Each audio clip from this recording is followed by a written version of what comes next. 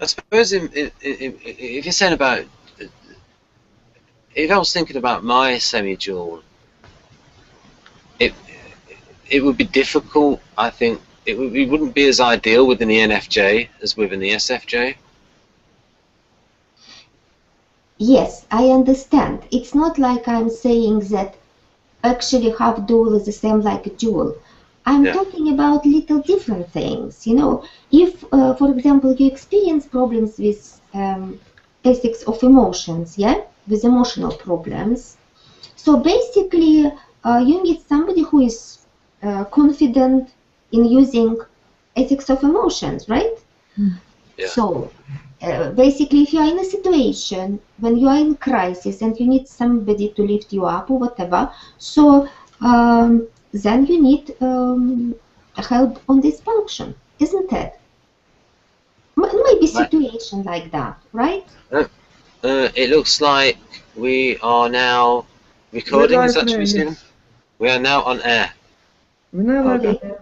Just right. Oh, Socionics Google Plus Hangout #1. Yeah. Okay, I see.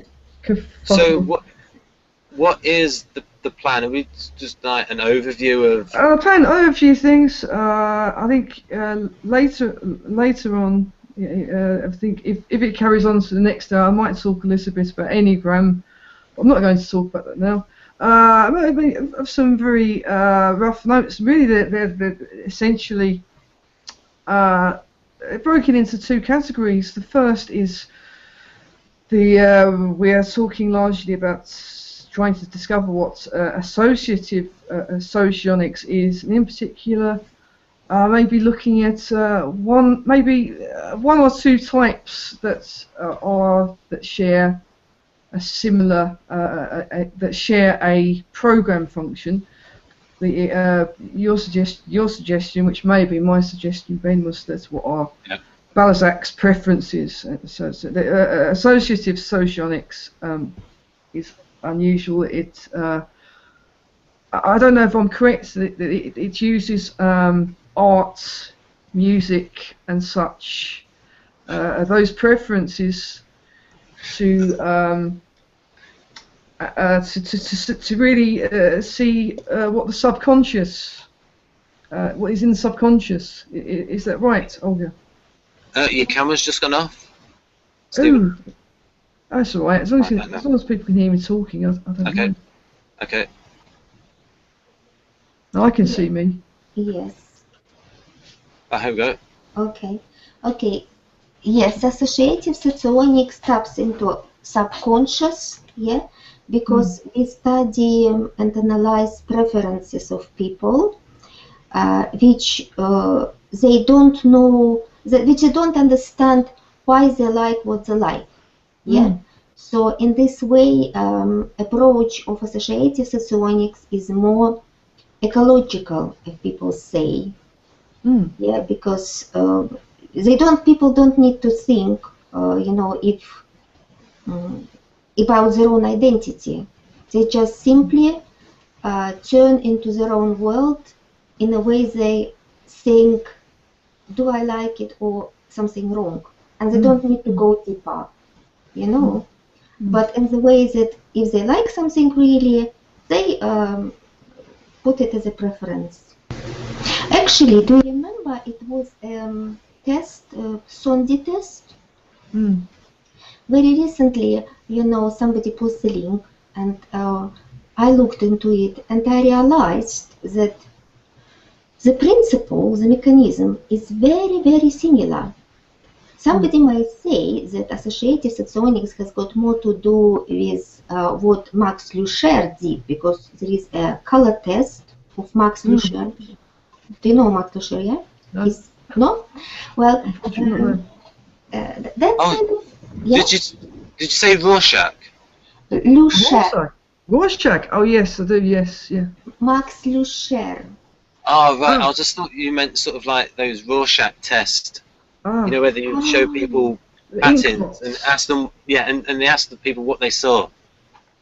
Okay. Yes, I remember this test as well, but not really. The thing is that I have been told about this Max Lucher test. It is a color test. First of all, mentioned by Grigory Renin, yeah, a Russian sociologist and psychologist. So it has happened when he was in the hospital at the first time, you know, and I came to him to kind of first time. I didn't know him and so on, and I brought to him to hospital my first kind of article about the associative model,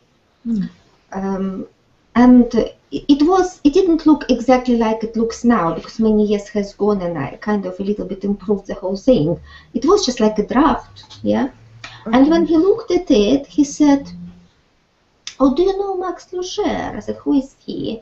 And he said, "Oh, this is a psychologist who actually used colors to analyze the internal world of the people, psychophysiological state." I mean, there is a website, he has got a website and you can look at it. But so that's why when I developed my Socionics, I always kept in mind Max Lucher, what he did. I tried to read the book, the translated book. It didn't go through my metabolism, I say. Yeah, it didn't quite get through my mind, you know. I didn't grasp it, I didn't manage. But the thing is that what he did, Max Lucher, he studied people, maybe even abnormalities, lots of experiments, and he came out that certain people prefer certain colors in certain psychological states. Yeah, so it depends what color we like. And then he attached to the color a certain meaning. Like we have got now color therapy. You know, they say yellow is happiness and this and that. So, but he probably used many colors originally, but at the end he came out only with 8 colors, maybe because they were repeating themselves. Yeah, I don't know. It did make sense for him, and that's how he developed his approach. But later on, his approach was tested on Isings, right? Isings. Yes. So because Max Lucher said there is some sort of correlation with maybe abnormalities, how the person feels, depression or this and that. But the experiment later did not confirm. There was no correlation between Ising and Lucher, basically. But never mind. So this test is interesting because what Max Lucher states, he states that it really depends on your mood now, on your psychological state, what color do you choose, right? And his test, if you haven't tried it, you can try and find it on the internet. Oh, yes. It will be all the same colors, 8 colors, and they will be repeating themselves, and the suggestion will be like every time you have to choose different colors out of these 8. Yes. Now I remember I saw a hypnotism therapist many years ago, and he actually asked me to choose colours. He believed in this very strongly, and what he came out with was quite accurate. You say the main tendencies. I was quite impressed. So it was. I believe there were 8 colours or less, and I wasn't sure. I don't know if it was a coincidence, but he did something. Yes. I mean, in the West, psychologists use this color test, and it is popular and known in Russia as well. But the thing is, what I have come out when I have associated colors with Socionics functions, I have come out with a general model. Yeah, what does it mean, general? If you associate certain function with certain color, it doesn't mean it will work 100% for everyone, you know. So model is just kind of a general tendency. But there are principles and mechanisms in the theory of associative socionics, which confirmed by my practice, by typing people, by diagnostic. So it is a working method, but it's not an easy method. The difference between my method and Max Luscher is that while he associated only 8 colors with certain psychological states, even these colors are working in combination, and combination tell you kind of more. I associate colors not with psychological state as such, not with abnormalities, but with typology. And typology means what? We do not explain abnormalities, you know? We only look on the typical features. So we can say that colors can explain what is stable, like a type, right? Type is something which is inborn and so on. And at the same time, if you use them in a slightly different manner, they can show you your psychological states. Just different approaches. That's all. My approach also has got, how to say it, a truth in it. That's what I'm saying. But when did you begin to have a sense that there was some truth in your method, that it related to something profound? Okay. Well, no, first of all, you know, because I'm a rational type, I'm ethical type, not logical.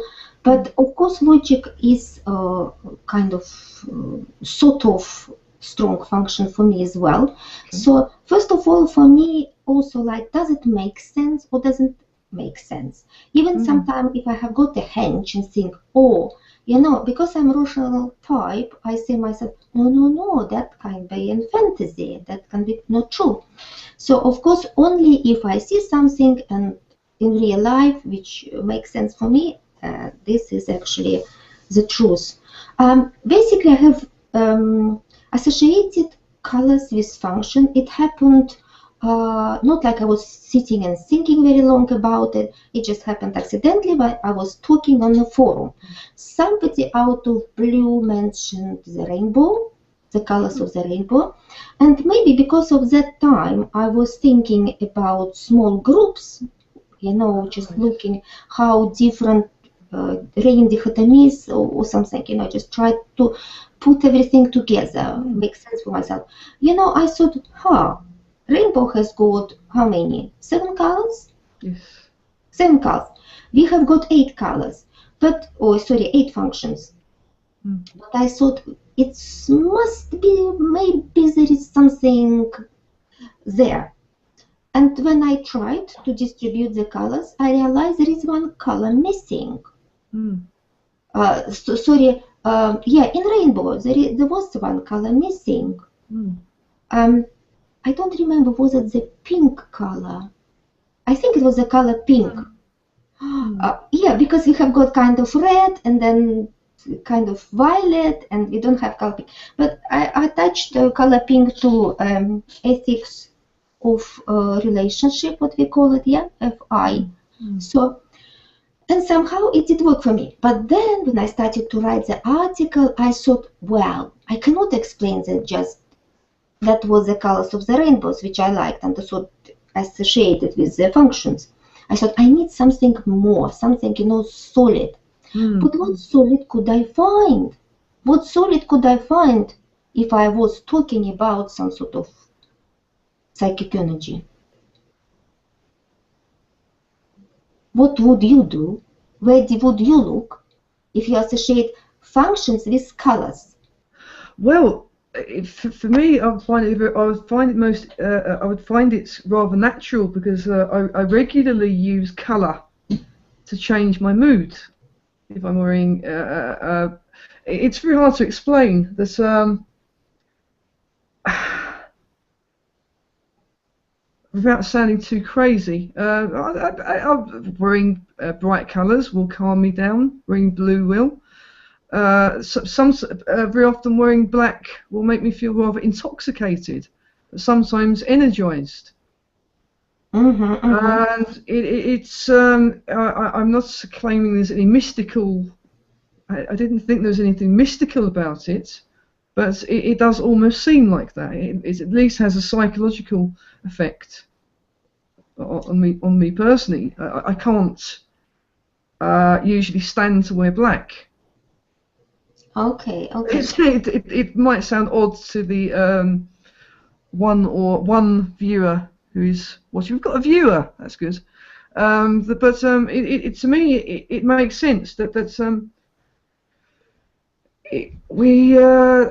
of course it is cultural that a particular culture will seem to associate different things to certain colours. But some things are universal. I mean, that's lovely that you talk about it, because you're bringing along the argument, because many people believe that, and we have got even saying in Russian, that there is this tendencies of what we like and don't like in colors. They cannot be rationalized or or put into theory, because it depends on so many factors. And suddenly I have associated color with function. And basically what I wanted to say right now,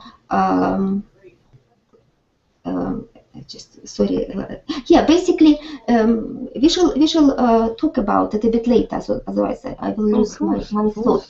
So the idea was that because I was studying psychology, because I know that to present to the public the new theory, you need to read something more solid. How colors are related in the world of science and information with psychology. Colors and psychology. Usually people relate to esoterics, or they relate to chakra system. Right? Yes, the system of chakras is. Yes. The word chakra, I seem to remember, means wheel of some kind. This sort of, in case anybody listening, they are supposed to be energy or vibrational centers in the body, and I believe there are 8 of them, if I'm not mistaken. Yeah, and it's there is some discrepancy. People do associate colours with particular chakras. Usually, what's it called? The crown chakra usually would be bright, and yeah, there is some confusion, but there is some universality to it. Yeah, I could get a book out actually. I have a book. No, you don't need it. Because the thing it's in black and white anyway. So. Because the thing is that I'm not into esoterics. I'm not. No. What for me was interesting, like for everyone else who is interested in colors and in energy, to understand if there is a possibility there, if it's possible psychological function or socionic function to relate to the color, and then to relate to chakra system, right? Because it is rainbow, and chakra system uses rainbow colors and explains the color. Yeah. So I thought, okay, I will actually just try and to associate functions with chakra systems. Some of them were quite good fit in my view, but some of them not. I was really thinking very long about throat chakra, which is kind of light blue. Then we have got this chakra, third eye chakra, right? Yes, yeah. And the crown chakra, and so on. And in some books they have got slightly different descriptions, slightly different colors. But I decided it was between introverted sensing and between introverted introverted intuition, Yes. which I thought, oh, which one? On one hand, you know, the third eye chakra, Yes. it seems to be, okay, that must be intuition, you know. But thinking, I said, probably not. I said, probably intuition is more to do with throat as a, how to say it, as a possibility to express themselves. That's how I thought. You know, that, you know, we say that, oh, for example, Hamlet type, ENFJ, you know, they're so emotional. We think maybe throat chakra must be with emotions. But what does introverted intuition does? It's actually direct the emotions, you know. They move, yeah, from one place to another and so on, very kind of flexibly, changing, always changing. So that's why I thought, okay, I leave it like throat chakra, light blue intuition, and then I go with the third eye as a introverted sensing, because it is very dark color, blue, it is like a depth of the ocean, and that's how that's what I related with introverted sensing. But anyway, that was kind of tricky in the whole thing of relating colors to chakras. But what is interesting is that if you talk about extroverted function, yeah, that is extroverted colors, more bright, more, and so on. And they belong to the chakras up to the heart chakra, yeah, sort of.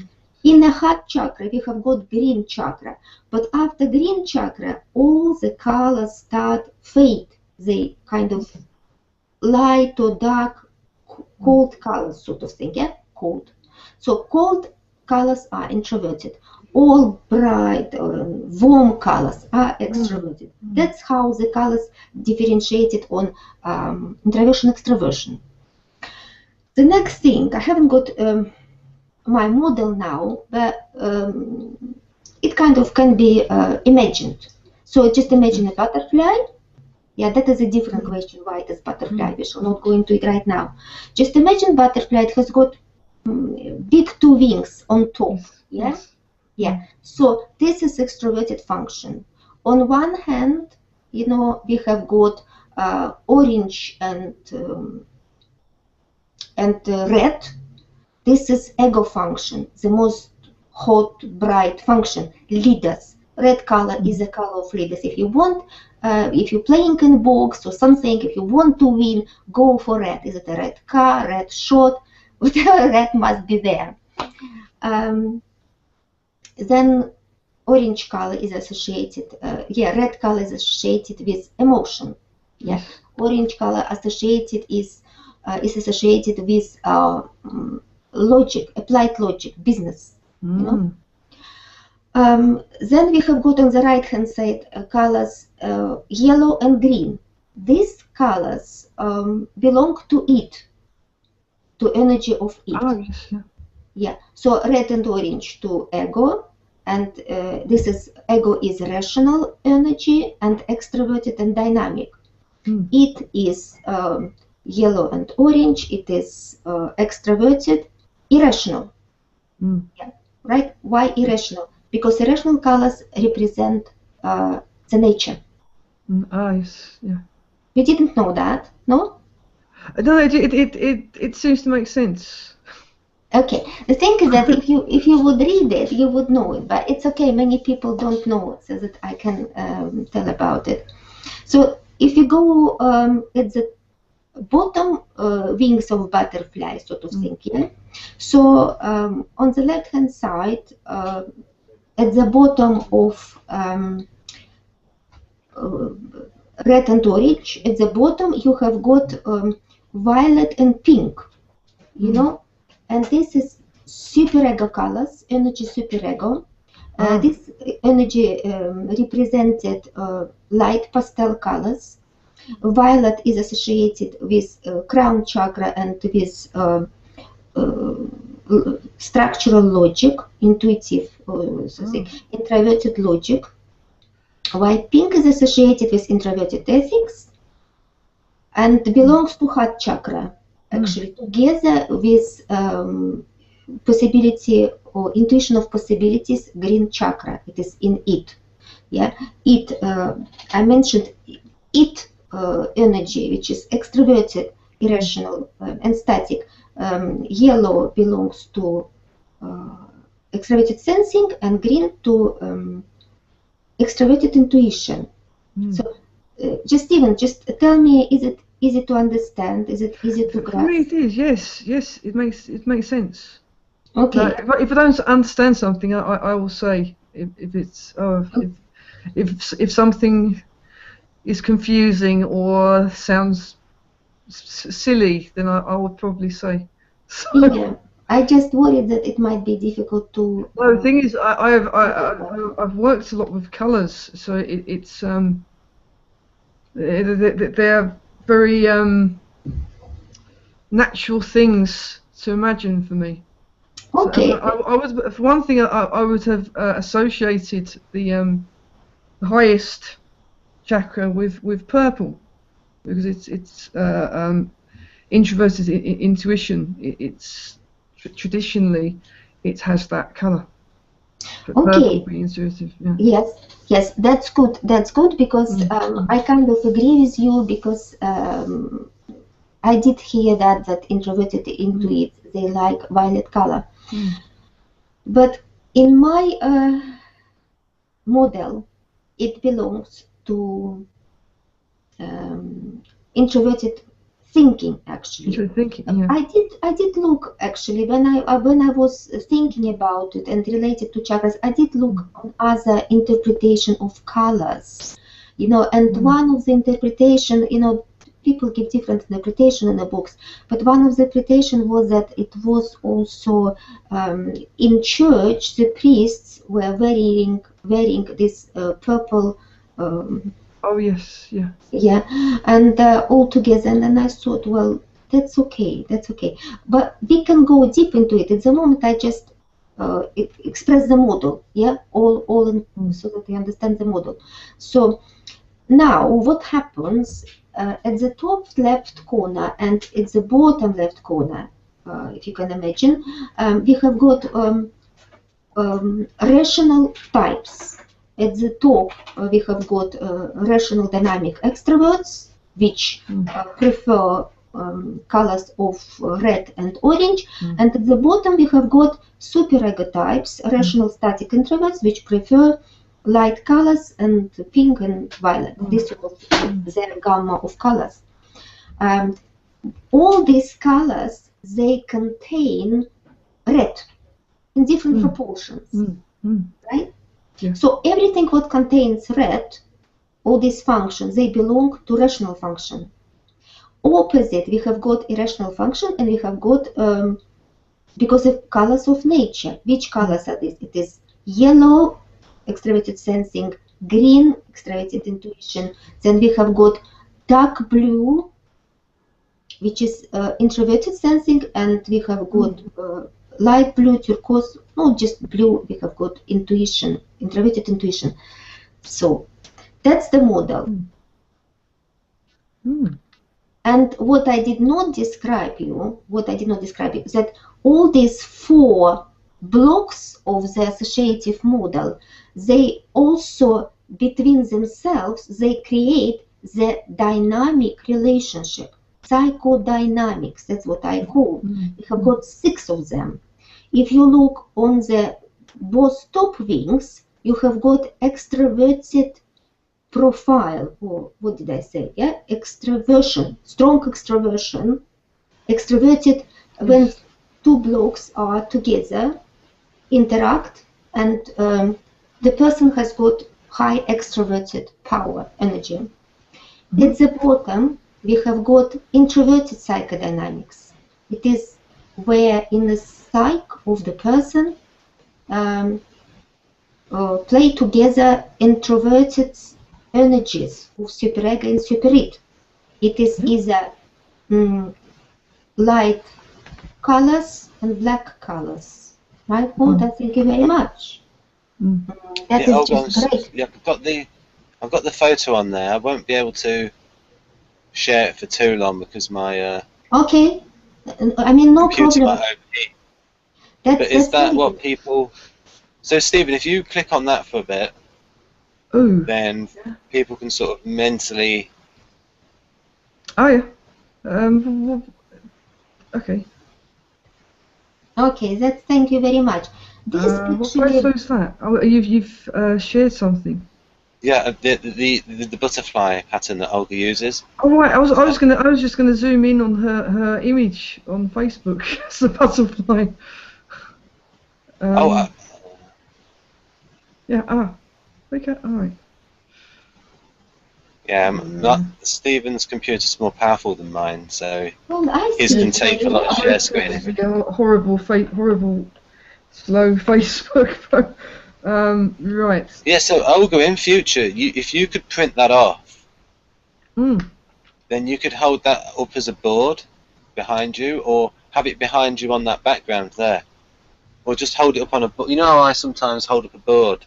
No, yeah, I understand. You're right. I have got it somewhere.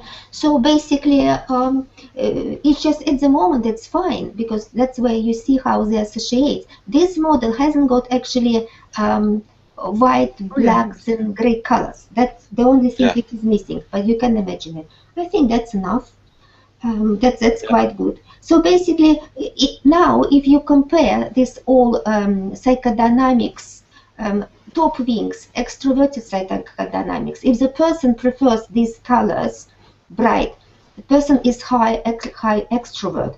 If the person prefers cold colors at the bottom, and plus white and black and pastel, then the person is highly to be an introvert. Now, if you look on the left-hand side on the wings, if the person prefers these colors to do with red, person is rational type, and white as well, white for super. And on the right-hand side, if the person prefers colors of nature plus black, so there is a big chance this is an rational type. And plus two more psychodynamics we have got. We have got ego type and superego, ego energy and superate energy, which creates a massive contrast from cold blue and this hot red and orange, and also black, which is not here, belongs to superate, with orange. And we have got a different psychodynamics, which is pinky violet theme, pinky violet white theme, pastel colors with green yellow colors, because these colors do not create a contrast with hot and cold. There is less dynamics. That's what we call statics. Okay, this is how the model actually helps us to type the person, to understand what in his subconscious, what energy is present. That's what it is. It is in short. Yeah, I had to stop share screening because it's okay. my computer overheats when there's because I bought the computer in 2008, and at the time it was a good computer. It's just that overheats a bit with the share screen. But Stephen's computer's more modern than mine. It's only a couple of years old.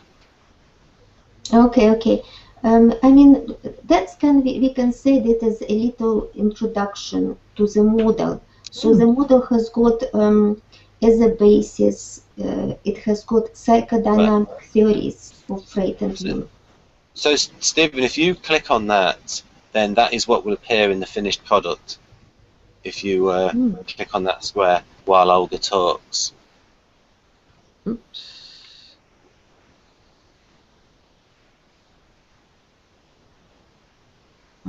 Okay. So I'm not sure what shall we talk about, and next. Well, how about the preferences of Balzac? Okay. You mean from the point of associative socionics? Yeah. Yes. Okay. Balzac belongs. Yeah. Yeah, so then you can compare it with Stephen's preferences to see if he matches the Balzac type. Okay, the thing is to actually to do the diagnostics, you know, we need to look at the music. We need to discuss and analyze music and art to say something about it. So at the moment we're talking a little bit more general, yeah, because it's not kind of a webinar in diagnostics, yeah. So we shall say in general about the Balzac. Balzac belongs to superior types. So he belonged to the right blue wing of the butterfly, yeah, and also black color belongs here. So Balzacs usually prefer dark colors, black, and that's important also to understand, not just to look at the model and think that is the model. I just need to go by the colors. There is much more to it. There is understanding about superego types, this group of types as belonging to energy spirit, and what energy spirit means. In the theory, it is associated with archetype, archetype shadow. In Jung, Carl Jung psychoanalysis, psychoanalytical theory, and also associated with thanatos, which is the instinct of death in Freud's theory. Yeah.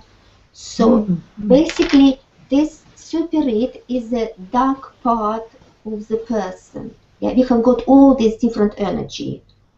Yeah, like ego energy. It is where, yeah, we pay attention to us, what I want to do, what I want to change the world. You know, everyone has got ego. At some point, we want our own space, you know, and to express and make the space how we want, basically, right? But in Freud's theory, ego also means principle of reality. It is a judge who compares and thinks if the person can do something or he cannot do something, if it's realistic or not. So just very roughly I explained that, yeah? So this is ego, principle of reality. Ego is the strongest block on the model and in the structure of the psyche, according to Freud. According to Freud or not? I thought it was the, I may be mistaken, I thought it was the superego that is the judge of what is right and wrong. No, not super, not quite. Just it is all written in the model on my website, a model of associative Socionics. Actually, for Freud, the most important, the most strongest was it. Yeah, it. Yeah, because everything starts with it. And I understand him very well, because it's all our impulses and wishes. You know, as soon as we open the eyes in the morning, we immediately want something, and that's how the life starts. When we don't want anything, it's the time to die. Yeah, that's different. But when I said it to one person, you know, I had a webinar and said about it, that as soon as you wake up, you want something, you know, and the person said, he said, in the nighttime, you already want something. You know, that's the nature. You know, you always want something. So this is life energy, it, definitely, which is presented with yellow and green colors. Nature, yeah? Nature will survive.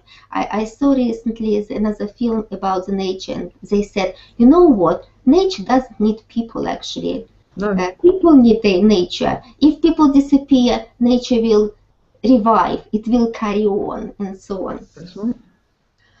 Yeah, so what we were talking about, a bit lost myself. That's okay.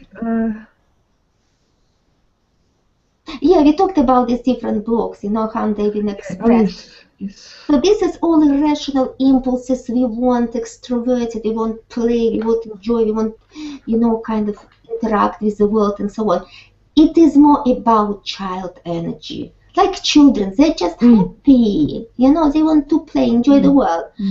This is associated with sanguine temperament as well. This is all psychophysiology, because the type is a part of our inborn psychophysiology. So, but when we talk about ego, it's a bit different. It's more to choleric people, you know, applies, because this is where you need to be a leader, a boss, you know, that's a different energy. You need to push through, you need to be more dynamic, more alert, and so on. That's different. Spirit energy, it is people who just want nobody really touch them. They want to protect their own little world.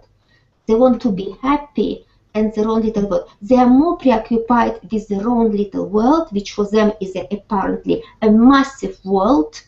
You know, they never kind of, they don't really need that much external world, because their world is so rich in fantasy, imagination, and everything. So they are quite happy to be by themselves. What they really care that nobody will influence them, that they have got this little safe space. It's like a child in the womb of the mother. What they need is just to feel secure and to feel good. So on. And then we have got superego, and superego is, in Freud's words, it is like a parent. Yeah. That's kind of thing. It is what society. There must have been the confusion, because it's when you said the judge, super. That's I was thinking of like the superego as an inhibitor. It's polices behaviour. Says that, oh, you can't do this, or this is wrong, and without Maybe ego is like not like judge, like in the court they mean, or they mean as a center, the center which controls all parts of the personality, kind of thing, and takes the last decision. You know, that again all relates to Freud, and superego is like that. And according to Freud, first is born it, and it give already energy for other parts of personality to be formed. Yeah. So, and the last one, in his words, it is superego. But he didn't know spirit. Spirit did not exist for him. You know. So, spirit is more this collective unconscious of Jung, of Carl Jung. Yeah. And Ausra, funny enough, although she took these names from Freud, yeah, ego, superego for Model A, she did take it, but she never actually explained why. She did never mention Freud. You know, she did not mention. She took it and that's it. So that's why for me was. That's why I'm a poet. I have got a good opportunity, because I kind of put this all together and explain, look, how it's all connected. Freud's structure of personality, Model A, and even Carl Jung. And many people said to me that this is exactly the great moment of my theory, that on the psychoanalytical level, I have put them all together, and it all together makes sense. Yeah. I would rather stop. I think I talk too much. No, you don't. None at all. Well, I think. Oh yes, sorry, we forgot. We were discussing actually Balzac. Well, but it's. I mean, it can be any particular type that comes to mind, because of course, I've observed their preferences more than the other types. So I have that as a reference, and I have begun to see some patterns in their musical preferences and images. I don't know so much about films. I think there are examples on my website, on the forum somewhere. But the thing is that, so when we type the person, first of all, we try to understand what energy is leading, yeah? For example, we see, okay, this is what we feel is spirit-like. It is dark colors, it is images which are blurred, because for each energy or block of the model, you have attached two pairs of function. Yeah, for spirit times you have got introverted sensing and introverted intuition. And what does it mean? It means that energies are blurred. You know, it's not interesting to have concrete something. No, you take the image how it is, and then you play with it, and you produce something which nobody can understand, you know, but it's interesting. It's what gives you inspiration to think further. Like if we take art pictures, yeah? Yes, yes. No, of course it is, we can say for Balzac it is logic, that means it is some sort of geometrical structures. People do not appear. If they appear without faces, they appear with closed mouths, so Balzac doesn't talk. Balzac observes this world. You know, he's got big eyes. He is also portrayed as Jesus Christ, but in a way that he's a sufferer, he's a victim of this world. He so much understands, he so much sees, but he can do nothing. Balzac takes a stand like that. Maybe this is silent, how to say it, silent image of what's going on. It's already talking, you know. When Balzac puts like a mask over the face, it's already means a lot, you know, for people. I would interpret it as, from my experience of Balzac's, is that they would create images like that because they see the broader society as wanting to silence them.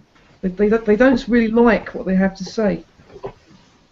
That's good. That's very true, because Balzacs have got in nature that they oppose themselves to the society.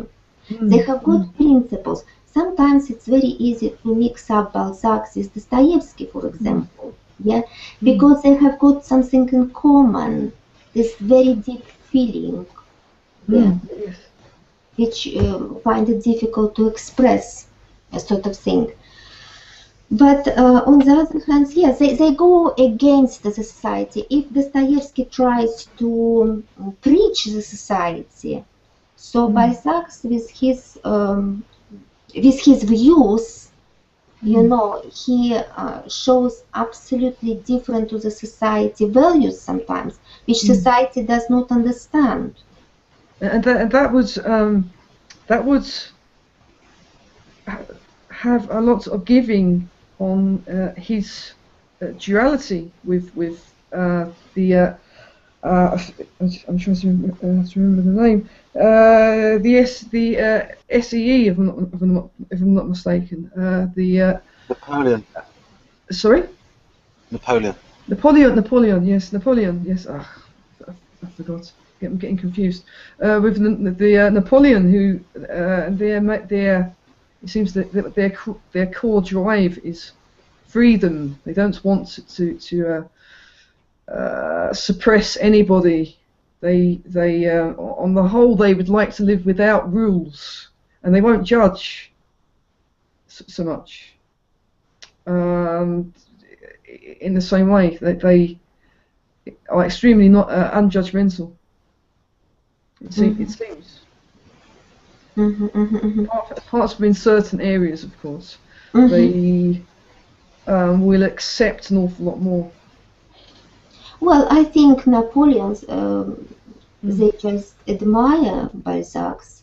They admire because, first of all, they don't understand them. You know, it's just so foreign to them. And on another hand, Napoleon also sometimes feels lost because and needs the help of Balzac on introverted intuition very, very desperately. Napoleon might need to know that everything will be fine, you know, and in this sense, yes. But I mean, there are lots of how to say it, the whole compatibility package is very, very difficult. So in some ways we suit to each other, in some ways we don't, and so on. But if we turn back to Balzac preferences, right? from the point of associative socionics. What we need to see in the pictures, we need to see introversion, which is mainly dark colors. They must appear. That's how I would imagine. That is how I would picture introversion. Yes. Dark, inwards. Yes. And of course, every person, even if you are superior type, you know, you have got different psychodynamics, and then we shall look on psychodynamics. Yeah. So if it will be like presence of black and red spot or something, yeah, or it will be obvious movement because dynamic is moving, it changing, yeah. So artists try to express, to show the objects as if they are in the process of movement, yeah. That's what they try. Image which is blurring, sort of thing. So that's what we look at, introverted and dynamics. Emotion. Yeah, it's emotion blur. Yeah, introverted and dynamics. But dynamics, they are extroverted. Extroverted dynamics, it is like very obvious, like red and blue, yeah. But it's also in big objects movement. But introverted dynamics, it is like very little line, you know, like very. If you just imagine if your hand is shaking and you're drawing something, yeah. Or you draw an image, a sketch, lots of images, no colors but images. That also gives you introverted dynamics. Yeah. Yes. Yeah. Is it in a way that's because the images, are the images in a frame or are the images in a box? Are they closed inside, or are the images within something? Or are they important themselves? Well, the thing is, I have seen images, different images. For example, it can be open image, you know, but also you're right, introverts, especially superior types, sometimes you have got something in a box, you know, like images in a box. For example, one Yesenin girl, you know, which is not by Zach Yesenin, yeah, ethical type, intuitive. She showed the box, and in the box there was little things, yeah. So that also reflects on the world of my world, yeah. Or if you have got like something little house somewhere standing, and all over is falling down, everything happens, and the little house. That would tell me a lot. Yes, so, I mean, I seem to remember that people, the image in somebody's mind of a house is themselves. So there's a very an author, Dean Arcoutz, and in the 1980s, all of the cover artwork of his books would have a different front of a different house, and it was interesting. It's somebody told me that I asked why does he, in all of his, every novel has a different front of a house, and somebody said to me, that's because it's the inwards, the inner person, or how the person views themselves inwardly. So it's a dilapidated house. Then they have a dilapidated persona. Okay. It's just strange. There's some sort of it's just something on my computer. No, it's fine. I don't computers are not computers. Computers stand between us. Yeah. So basically, what we were talking about, all these preferences. So they're different, but the thing is, yes, you can take as a criteria anything. You can make a criteria. Oh, what house do you like? People will start telling you about the house. You can relate it to psychological type, and that's for you in your test if you want. Yeah, that's possible. Because different types have got different preferences, and it depends what you ask. It may be colors, it might be films, and so on, or even books. So it all opens up the person. But that's not the thing what I'm talking about.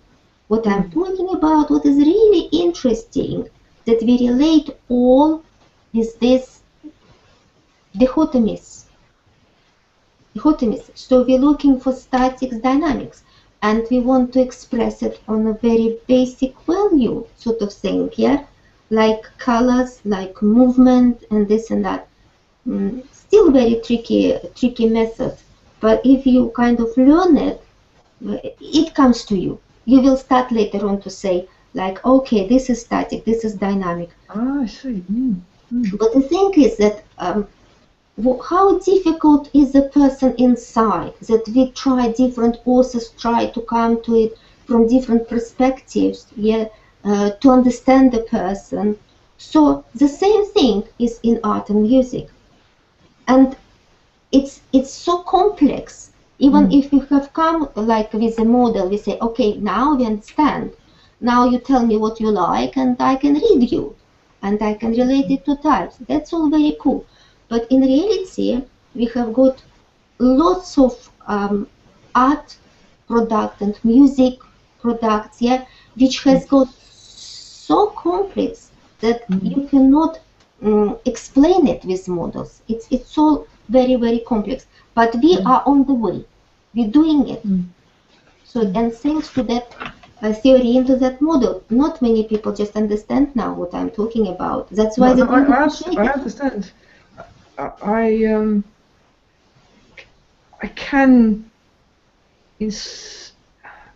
can tell. How can I say the sociotypes of certain composers based on the music that they create. Sometimes I would say 90. I'm 90% certain. I don't have to see them. There are some very distinct tendencies. That's right. And there are. I believe that there have been. I said this to somebody. There was certain periods of popular music that seemed to be more dominated by certain sociotypes as well. We can say sociotypes. We can say energy. Because what is the different, what other thing which is my theory is bringing into socionics, that, you know, before my theory, people associated with the type of informational metabolism, they said. They associated it with towns, with countries, with even bridges, you know. But that's a little bit odd, because type of informational metabolism, it is how we process information, and this implies psych, you know. But picture hasn't got psych, it has got a product of the psych, which is more truly, we need to say, it is psychic energy. So objects around us which haven't got type, they have got psychic energy in them. Right? They possess information, and where is the information, there is psychic energy, and on the opposite. Now, I've met people who have an interest in psychology and typology, but they don't like the term psychic energy. That they associate it with esoterical nonsense, and but when you say psychic energy, you mean really the energy of the psyche. I mean what we know and what we don't. The thing is that this how to say, this term, this word, you know, psychic energy, it's not like I have come out with it, you know, sitting at home, or you have come out with it. It's existed thousands of years ago, isn't it? And it's not our fault that the science doesn't know exactly how to name it and how to put it. It's just the science doesn't know it yet. But because we relate to the Jung's and Freud's theories, you know, psychoanalytical theories, we have got the full right to use it. The full right to use it. How can I say that? I may have suggested this before, but some things. I don't need, in some cases, many scientific tests to tell me that certain things exist. Exactly. I know that psychic energy exists. Well, the thing, usually people are careful and they say, oh, psychic energy, it is the energy of the body, no physical energy. We've got the energy. I can feel it, I'm aware of it. Of course, I mean, we're talking, walking and driving and riding the bicycles, where does it come from? We must have an energy. But that's kind of a physical energy. We only consider it as a physical energy. We have eaten, this is chemical product of our body.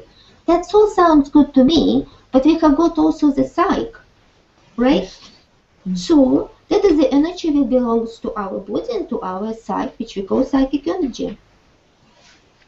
Yes, but it's a case of I'm aware of when I've been in certain situations with people who have a peculiar ability to rather drain something from us, and it isn't that we suddenly become hungry or tired in the usual way. That it's a psychic drain that certain humans seem to have. So it's as if we are, say, one person is the the positive pole, and the other is the negative. That what we have is drawn to them, in a way. Absolutely. It's like a vortex, so to speak. From some people we charge energy, we get more energy. Some people drain energy. The same processes, sort of thing. Similar. I'm just curious. I'm just looking at one of my sort of. I keep a sketchbook of certain images when I'm listening. Go on, show us. I will. Now I've got a new camera, so it will actually. I won't be so embarrassed. Now, these are actually part of a. It doesn't matter what they're part of. It's just that there's a. I'm very curious. You'll see. This is. Oh, what is? Let's try and jump.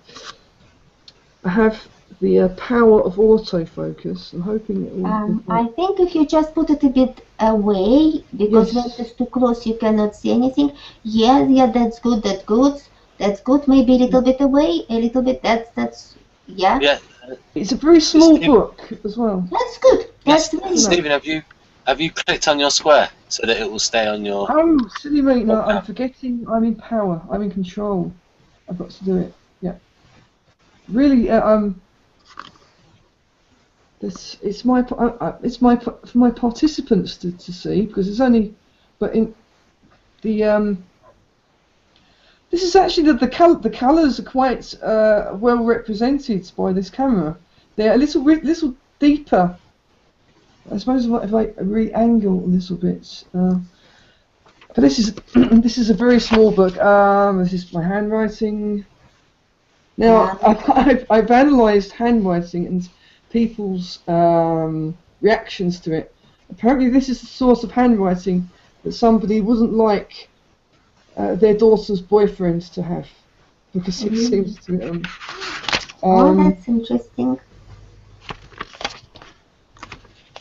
I'm not, but there's a lot of how can I say, it varies, because when I was younger I used to only like to draw and paint in dark monochrome. Well, but now lately it's more colourful. Okay, no, it's good. Now it's white and black. Yes, it's very much dynamic, introverted dynamic, definitely, without any question. Because there is no sense what you can say. Rational people, they need something to understand. The form should be so that people understand what it is. When I look at your pictures, it's not like I see, I know what I see. Okay. I have the impression, I have the sense of being misunderstood, really. And so the way I use language it isn't to perplex people. It's rather to get a point, to get that something will be understood. Oh my goodness! And this is red just because this is the pen that I had close at hand. I have absolutely no. Okay. This is more figurative. Yes. But this is I mean many of these images are from dreams and such. It's very mystical. Yeah. Okay. Don't go so quick. Don't go so quick. Shall I go backwards? I'll go back to the. Yeah. Could you show us that colourful red one, Stephen? Oh yeah, I'm most proud of this one actually. Did this? No. No, there was the one that had a lot of red on it. Oh yeah, this. I think they become more. It was almost like the whole page was coloured. Now this is why I should use some kind of an indexing system in this book. Oh, right. Just bear with me. We are not well prepared, aren't we? No, I didn't think of it. I can in the meantime I can actually I can show some of my not sure how well, some of my, not able to zoom in, some of my drawings up on the wall. Okay, I see. But you know what? I mean, at the moment, while you're looking for whatever painting, drawing, you know, at the moment I can say yes, it looks like definitely like irrational to me, and it looks like dynamic, so introverted dynamic. But of course, you can use sometimes brighter colors and so on. It can be there, and especially for dynamic types, they incorporate orange and red as well. Now, for people who don't know, what exactly do you mean by rational and irrational? Oh, that's a good question. You know, in pictures, you mean? Okay, in pictures. It is a form of presentation. Yeah, form of presentation. For example, if the object as it is, if you can say what it is, you know, then it is a rational thing. Okay, what I see at the moment, I don't know what I see. It look like a fish to me or whatever. I'll tell you what it's supposed to be afterwards. It will become clearer. It is a fish on a table. Oh, it is hanging. As the mist passes. Now, when I go further, it's not the most skillful drawing I've ever done. Well, it doesn't really matter for us. It's supposed to be church bells. Yes. Church bells? Yes.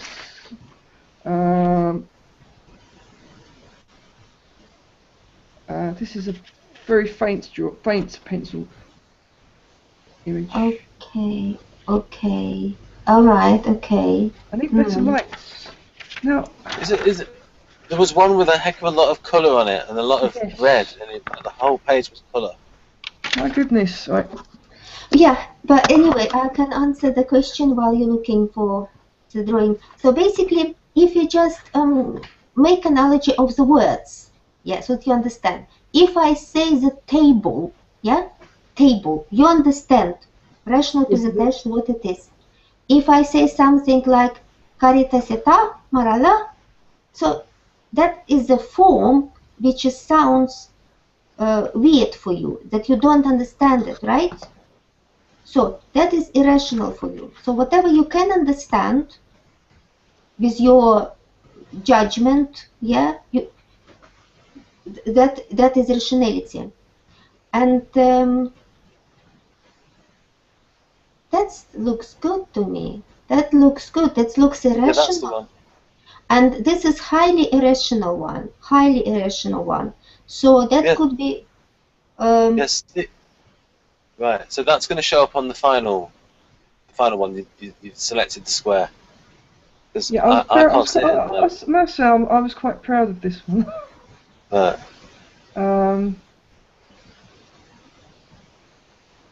Well, something like that was a taste of ILE, you know, Don Quixote. It was one of the in his collection. This one, you know. So it is highly rational, because although the colors are very extroverted, it's a very bright picture. Yeah. First of all, you cannot understand what is it exactly there, so it is irrational, and plus it is very abstract. It is abstract, which we say intuition, strong intuition. Maybe logical, because I cannot kind of see people or anything. There is a certain mechanism to it. Actually, it's an abstracted form of a person. Okay, that is a form which is not quite ethical, yeah? So, most likely this one is logical. Himself. No, he's quite the opposite of ethical. So I would consider this picture to be irrational psychodynamics, or we say irrational profile, and the most, which one function here the most present? What do you think? I already said it, but that's definitely intuition, abstract, isn't it? These I mean, shall I turn the page yet? Or yeah, you can turn the page. Next one is, I mean, actually, many of this set do have some relation to intuition. Oh, this is obvious intuition. This is without any question intuition. But the thing is that, for example, this one looks very superior and looks logical and so on. That looks like that. Honestly, it's absolutely true, superior. But sometimes even Don Quixote, they sometimes make drawing in black and white. So you really need to have a good list of pictures, so to realize, I see the person is irrational, I see very strong intuition, but I cannot right now say, for example, superit or it intuition. Although generally it looks like more like superit. My goodness. Yeah, so irrationality is very high. Very high. So definitely your psychodynamics must be irrational. Because I don't know what is there. I don't know. I don't know how to verify this judgment. 2 arms and crossed swords. Crossed swords and what else? 2 hands. 2 hands and crossed swords. Yeah, I don't know myself. Stephen, have you any drawings of a certain historical figure from the 7th century? I will create some before the end of this conversation. Yeah, this character that... Well, this is definitely drawing, we could say, introverted intuition. You know, lots of different lines, whatever they express. But anyway, that's good, because I asked you earlier to present for me the list of pictures which you like, but your drawings can tell also a lot. So I just forgot to ask. Sometimes you ask. I think I should put more work into choosing the drawings. But I did at a push. One of my favorite artists is Francisco de Goya. Very much. Yeah. I could choose most of what he's done. You know what? Your pictures look more like logical to me. Yes, I would say they are more like Balzac. This is a side which I really didn't look properly when I was. No, I'm interested in architecture and other things. Okay. And because you know the first image that I showed you is actually a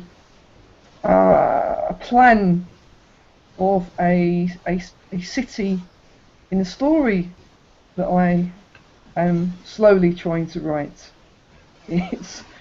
And I used it actually as reference because I didn't want to get lost. When I was describing places, I wanted there to be some kind of a reason behind it. So I couldn't really honestly talk about geography that didn't exist in some respect. Okay, okay. And I get lost rather often, and I like the idea of maps. Yeah. So okay, we did a little bit talked about the drawings. You know, look, they are very intuitive and very abstract. Yeah. So we can talk now a little bit about the music, maybe. Yes, yes. No, this is an area of confusion, because I believed that people are infected by musical tastes from their parents, in a way. Well, you know what? People very often inherit the title of the parents, so that's why we do not surprise about it. Ah. Okay, so what you need to do now, I don't know if you can do it, you can tell us what music you like. Oh, so that's a hard question. It's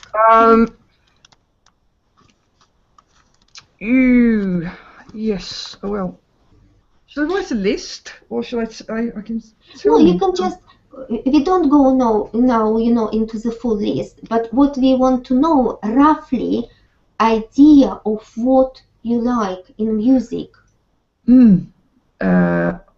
I like two bands that come to mind. I like the Sisters of Mercy. Well, that's the problem. I don't know songs by name. I'll find examples. Shall I play some examples? For example, do you like Dead Can Dance? Very much, yes. Yeah, this is the one which Balzacs usually like. Okay. But, I've met Hamlets who like them as well. A lot. Actually, between Balzacs and Hamlets, there is often the same taste. Oh my goodness! Yes, it was. I knew a Hamlet, and we had extremely similar tastes in music. Because you're dynamics, because you're intuitive, you have got this intuition introverted as a program function, and they have got as a creative function. You know, so. But anyway, if you just tell me a few names, maybe I can pick up and say if I heard it, if I remember it. My favourite song, if I were to choose, is A Land Down Under by Men at Work. Okay, so you know what? I think we need to do another sometimes, you know, webinar or something where we can incorporate music. Is it possible actually, for example, to give to the people to listen? If like a few seconds, you know, it's possible. Then yes, so I can. What I will do is I will record. I will make a short, less than a minute segment of songs, and I'll have them in one video, and I'll post it on Facebook. Yeah, that's all very good, very good. And you know what? Probably now we shall need to sometimes finish, you know, because I need to go and so on. No, it's fascinating. This is more than we hoped for. It's been very interesting. Yeah. But what I wanted to say, do you remember we also wanted to do with you this my questionnaire? Yes, I'm sorry about that. No. I mean, we can do it still. We can do it. It's just one opportunity for us to make another recording. Yes. Because I explain how does it work and everything. So, shall we make a little bit of kind of looking back at our conversation? Sort of, did we highlighted what we wanted to highlight about the Balzac preference, isn't that? Of course, there's still so much more that I want to know about them, and I don't know what to ask. I mean, what are the common, what are usual professions for Balzac? Well, that you don't need associative socionics to answer you that, because everything is on the internet, all information. I know, but that seems that seems a little narrow, because I hear so many different. I mean, I can say what I think. Okay. And it seems to be very varied. But they seem to be drawn into religious occupations. And did you think about it? Sorry? Did you think about it? This sort of... No, I knew a priest who was Balzac, and he told me that, well, down my street, five of the other priests are all Balzac. So, that's so funny.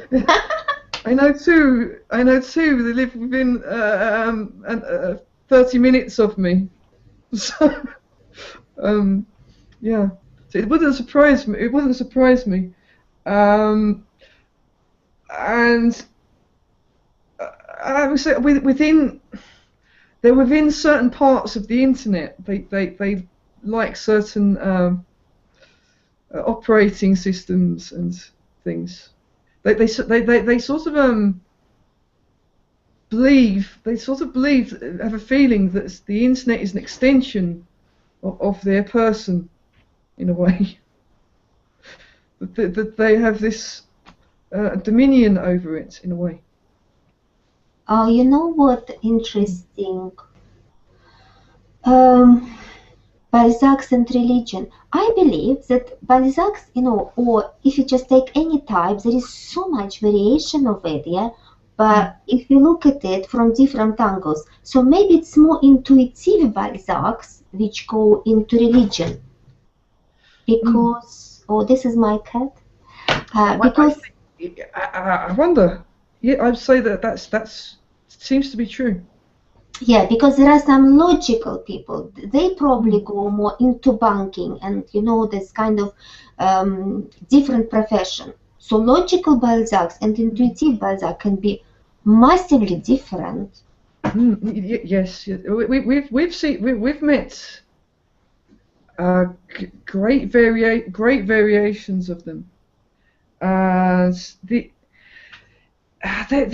It seems to me that when it comes to religion, I actually stayed in a house for a weekend with somebody I believe is a Balzac, and he was part of he was part of some very strange religious groups.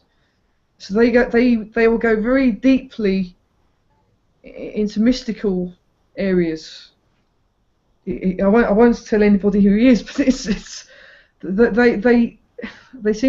to me that when you explore some kinds of secret societies or little groups, that you'll find quite a few Balzacs that are part of them or have started them. Okay. Yeah. Okay, so yeah, that's the kind of interesting, peculiar thing about Balzac's, or maybe some of it. It's the hidden side. It's the hidden side. Hidden side, yes. But I mean, you can look at it from the point of the program function, intuitive and creative, logical subtypes, or you can look at it at superego model or this associative model, yeah, and then you look at it like that. For example, I looked at your pictures, right, and they seem to be very, very rational. Then I can say, wow, that must be intuition, the strongest in you, intuition. And it is. Yeah. And that basically means who are the strongest type of intuition. It is introverted intuits and program function, and extroverted intuitive. Yeah. So we immediately say, if you are Balzac, then your subtype would be Don Quixote, ILE, because together, they make your intuition extremely stronger. So you, on one hand, you're Balzac, and to somebody you might be looking like Don Quixote. Did you ever consider this type for yourself? Yeah. Now, interesting you mention that, is that I have some issues with Don Quixotes. Things that I have problems with people. They're F-bipolar. I really find it offensive.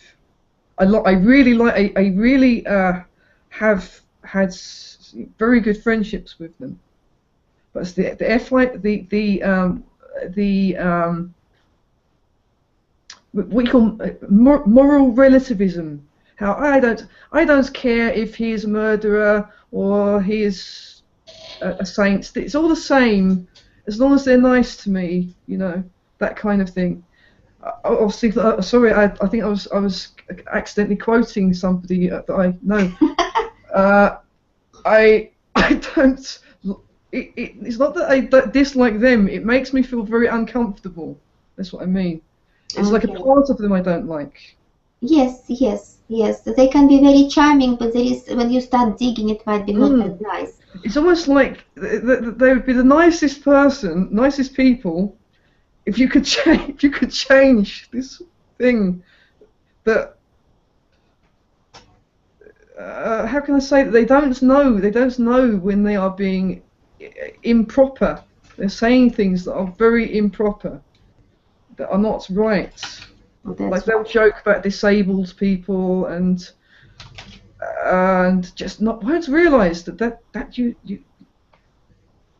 know, like I'm thinking of President Obama, who would joke about these things. He's not. They're lacking a certain sensibility because of the FI polar. All right, I didn't think about Obama, but I don't know. I think it's best not to think about him too much. Yes.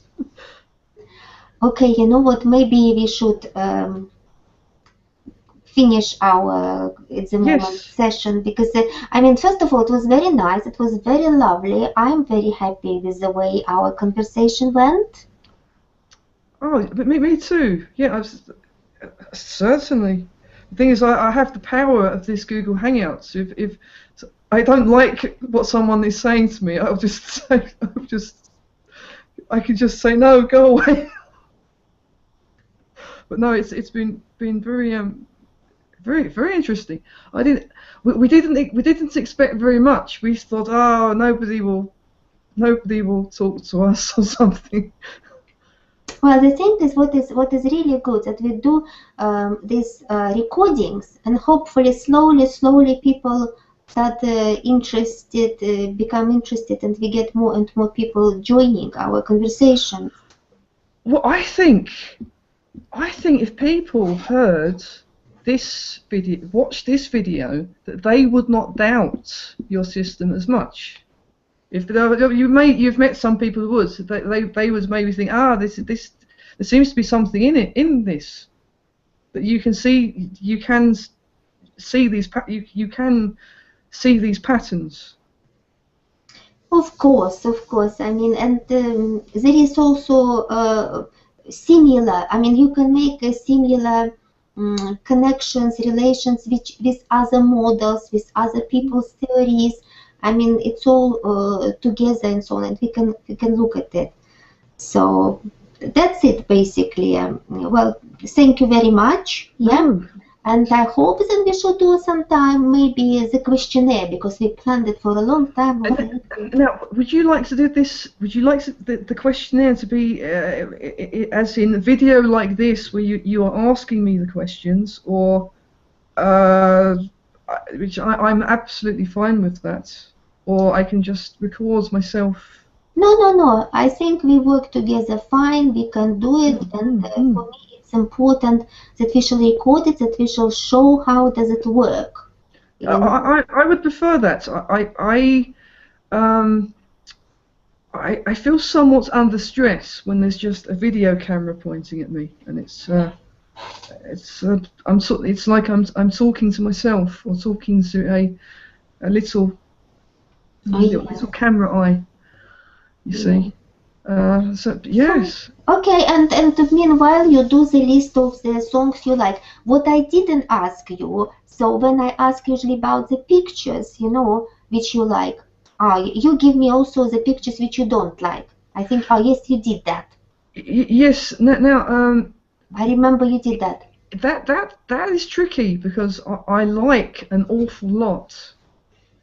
Yes, but anyway, you mean music? I mean images, especially images. When it comes to music, that is actually easier. Okay. What I dislike is far greater than what I like. Okay, so make sure you will find, for example, 8 songs, because we don't want too much for the person to do it. So try to take the 10 songs which all-time favorites. You can listen anytime and enjoy it, and also 3-4 songs maybe which you hated, which you wouldn't listen, you would switch it off immediately. That's all. So this is our ideas for the future, maybe webinars. So thank you very much. I see Ben. Ben, bye-bye. See you. He doesn't see me. Okay, so have a nice good night. Have a nice sleep. Good night. Yeah, good night. Thank you. Bye-bye.